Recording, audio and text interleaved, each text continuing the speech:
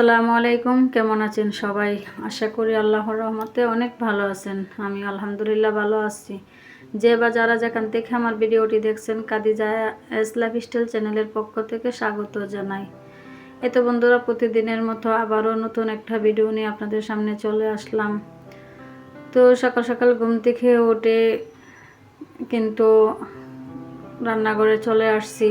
কালকে রাতে যে রান্নাগুলো আমি করে রাখছিলাম, তরকারিগুলা আলু দিয়ে মাছ দিয়ে রান্না করে রাখছিলাম, ডাল, বেগুন, ভেন্ডি এগুলো দিয়ে শুটকি দিয়ে একটা তরকারি করছিলাম।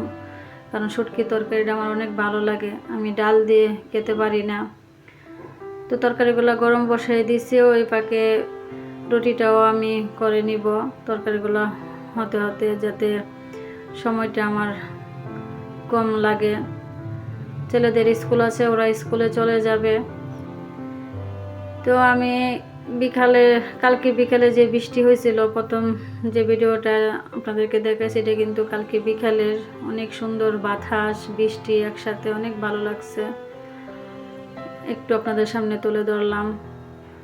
তো নাস্তাটা কিন্তু বানিয়ে আমি, ছেলেরা রেডি হয়ে গেছে, ছেলেদেরকে নাস্তা দিয়ে দিয়েছি। ওই ফাঁকে কিন্তু ছোটো ছেলে আরবিও পড়ে নিয়েছে, হাতে আরও অনেকগুলো কাজও শেষ করে নিয়েছি। সকালটা কিন্তু খুব তাড়াহুড়া করে কাজ করতে হয়, না হলে দেখা যায় আমি পরে আর সময় কাবার দিতে পারি না। এত সকালে ঘুম থেকে উঠেও মনে হয় যে আমার দেরি হয়ে যায়। কি করব, এক হাতের কাজ একদিক করলে আরেক দিক হয় না। তারপরও আলহামদুলিল্লাহ যতটা পারি আমি অনেক চেষ্টা করি, যতটা পারা যে কাজগুলো যাতে আমি সকাল সকাল শেষ করতে পারি। আমার কিন্তু নিয়মিত ভিডিও সময়ের ভিতরে দেওয়ার কারণে সেলাই করতে গিয়ে সকালটা দেরি হয়ে যায়। সেলাইয়ের কাজটাও আগের মতো তেমন আগাইতে পারি না। তো ছেলেদেরকে আমি বিদায় করে সব কিছু গোছগাছ করে, যে গাছগুলো আমি পানিতে রাখছিলাম, মাশাআল্লাহ গাছগুলো দেখতে ভালোই লাগতেছে, মনে হইতেছে আগের থেকে একটু বড় হয়েছে। তো পাতাগুলা কেমন জানি একটু ময়লা হয়ে গেল, এগুলা পরিষ্কার করে নিতেছি। তো আমরা সবই ইচ্ছা করলে পারি, যদিও নিজের একটু কষ্ট হয়। কষ্টটাকে যদি কষ্ট মনে না করি, সংসারটাকে যদি নিজের মনে করি, তাহলে কিন্তু আমাদের কাছে সবই সম্ভব।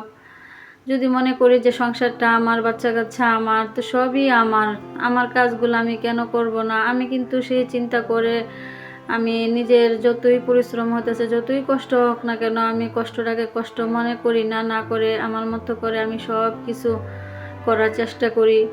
আমার কিন্তু মেয়ে নাই, আমার আল্লাহর দিলে 3টা ছেলে। তো ছেলেরা তো আর ঘরের কোনো কাজ করে না, ছেলে বড় হয়েছে মাশাআল্লাহ। তো আমি এক হাতে কিন্তু আমার ঘরটারে যতটা পারি আমি পরিষ্কার করে রাখি। আমি এলোমেলো থাকতে পারি না, অপরিষ্কারভাবে থাকতে পারি না। আমি সব কাজ, রান্না বান্না বা সেলাইয়ের কাজটাকে যেমন গুরুত্ব দিই, তার আগে আমি কিন্তু আমার ঘর গোছানো, ঘর পরিষ্কার রাখা, এগুলাকে কিন্তু আমি অনেক গুরুত্ব দিই। আমি একটু অপরিষ্কারভাবে থাকতে পারি না। যতই আমার কষ্ট হোক, ঘর গোছানো এগুলো আমার করতেই হবে। যতটা পারি আমি আমার মতো করে সব কিছু টিপটাপ করে গুছাইয়া রাখি। কোনো একটা মানুষ যদি হঠাৎ করে আমার বাসায় আসে, যেহেতু সেলাইয়ের কাজ করে যে কোনো সময় মানুষ আসতেই পারে, কাস্টমাররা আসে, কিন্তু যারা আসে সবাই আমাকে একটা কথা কিন্তু বলে যে আপনি এত কাজ কিভাবে করেন, আপনি যে সেলাইয়ের কাজ করেন বোঝাই যায় না, আপনি সব কিছু এত ক্লিনভাবে পরিষ্কার কিভাবে করে রাখেন। মানে আসলে যখন সত্যি কথাটা শুনি, তখন কিন্তু আরও ক্লান্তিগুলা মন থেকে, শরীর থেকে দূর হয়ে যায়। যদি আমি এইভাবে না করতাম, হয়তো মানুষের এই প্রশংসাগুলো শুনতাম না। তো আমরা ইচ্ছা করলেই কিন্তু সব পারি, সেটা আমাদের ইচ্ছা শক্তি থাকতে হবে, আমাদের সেই ধৈর্য থাকতে হবে। সব কিছুর উপরে হচ্ছে ধৈর্য যদি আপনার না থাকে, আপনি কিন্তু জীবনে কোনো কিছুই করতে পারবেন না। ধৈর্যটা হচ্ছে মেন। ধৈর্য যদি থাকে, আপনি জীবনে সফল হওয়ারও স্বপ্ন দেখতে পারবেন, সফল হতেও পারবেন। আমি কিন্তু আলহামদুলিল্লাহ আমার এত কিছু করার পরও আমি মনে করি আমি অনেক ভালো আছি, অনেক অনেক ভালো আছি আলহামদুলিল্লাহ। আল্লাহর কাছে লাখো কোটি শুকরিয়া আদায় করি। তো এই যে সব কিছু শেষ করে আমি জামাটা কিন্তু আরও 2 দিন আগেই সেলাই করে রাখছিলাম, কিন্তু এই পথিগুলো লাগানোর জন্য আমি কাস্টমারের জামাটা দিতে পারতাছি না। তো এখন আগে আমি সেলাই কাজে না বসে এই কাজটি আগে করে নিছি। ভিডিওটা কিন্তু আজকের ভিডিও, এটা কিন্তু আগের ভিডিও না।